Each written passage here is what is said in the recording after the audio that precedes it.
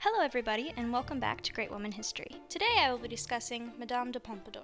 First, however, I would like to say that I am terrible with pronunciation. And while I did take 5 years of French, I guarantee you I will butcher the pronunciation of something in this video. Madame de Pompadour's name was Jeanne Antoinette Poisson. Jeanne was born on December 29, 1721 in Paris, France. Her mother was Madeleine de la Motte, and her official father was François Poisson, although some suspect that her actual father was Lenormand de Tournem. The discrepancy in Jeanne's paternity is likely because Tournem became her legal guardian when she was 4, after Poisson had to flee the country, and the fact that Tournem paid for Jeanne's very expensive and very important education. Now, why did Poisson have to flee the country? There was a scandal regarding some unpaid debts, and since that was punishable by death back then, Poisson fled the country in 1725. He returned 8 years later after he was cleared. Now back to Jeanne. When she was 5, she was sent to an Ursuline academy in Poissy, but when she was 9 had to return home due to ill health. Her childhood disease was likely whooping cough, but ill health would plague her throughout her life. After returning home, Jeanne received a prestigious homeschool education.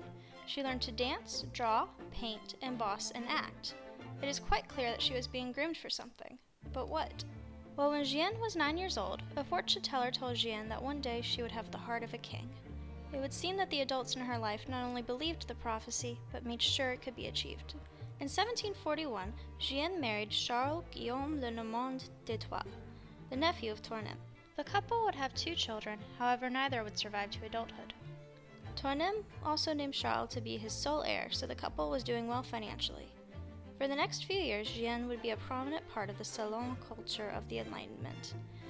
At the Étoile estate, she would host Voltaire and Montesquieu. She would also visit the homes of Madame Tansin and Madame Geoffrin to meet the other great artists and scientists of her day. The Enlightenment was a time, usually considered to be between 1715 and 1789, that was marked by philosophical thought and discourse. It was the age of Voltaire, Montesquieu, and Diderot. It was an era that placed a heavy emphasis on philosophy and reason. In December of 1744, the king's mistress, the Duchesse de Châteauroux, died, and Jeanne's chance to capture the king's heart had come. In February of 1745, Jeanne attended the Yew Ball, which was a masked ball to celebrate the marriage of the Dauphin, the crown prince of France. The king, Louis XV, was dressed as a yew tree, and Jeanne was dressed as the Roman goddess Diana. Not long after the ball, Jeanne was moved to Versailles and trained in courtly etiquette. During this time, she was formally separated from her husband. In September of 1745, Jeanne became the official mistress to Louis XV of France and was given the title Marquise de Pompadour. This was a huge leap for Jeanne, and to understand it, one must understand the estate system of France. French society was broken down into 3 classes, called estates. The first estate was made up of clergy, the second nobles, and the third everyone else. While the third estate had some wealthy members, such as Jeanne's family, its inclusion of peasants meant that the third estate as a whole was seen as lesser. Decades later, the third estate would rise up, which would lead to the French Revolution. During her time as the king's mistress, Jeanne was a patron of the arts. She was a patron to architects, sculptors, painters, and writers. She had a massive library, she loved houses and purchased several, and even planned the construction of La Petite Trianon, which would later be used by Marie Antoinette. Jeanne's time as the king's mistress would not last. Due to her ill health, she had to retire from the position after only 5 years. She would, however, retain her title as Marquise de Pompadour and would keep her position at court as friend of the king. Louis XV would seek other women, but he would not bring any other mistresses to Versailles during Jeanne's lifetime. Jeanne was more influential as the king's friend than she was as his lover. Louis made her a duchess in 1752. Jeanne was partially responsible for the Franco-Austrian alliance during the 7 Years' War. Now, France and Austria did lose the 7 Years' War, so she might not have been very successful, but she was very influential. The 7 Years' War lasted from 1756 to 1763.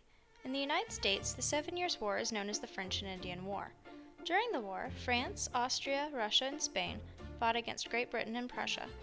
Fighting took place in Europe, Asia, Africa, and North and South America. As previously stated, France was on the losing side of the war, and as a result lost many of its overseas colonies. Jeanne's health was never good, and in 1764 she died at the age of 42. Her rise from a wealthy member of the Third Estate to a duchess was meteoric, and it made her a lot of enemies. Her life is nevertheless something to marvel at. Remnants of her influence can be seen today, such as the Petit Trianon in Versailles, the theories of Adam Smith, the writings of Diderot, and the paintings of Boucher. And that concludes the second episode of Great Woman History. Come back next time to learn about Qing Shi. If you enjoyed this video, then please like and subscribe. If there is any particular woman that you would like for me to do an episode on, then please mention her in the comments below. Thank you.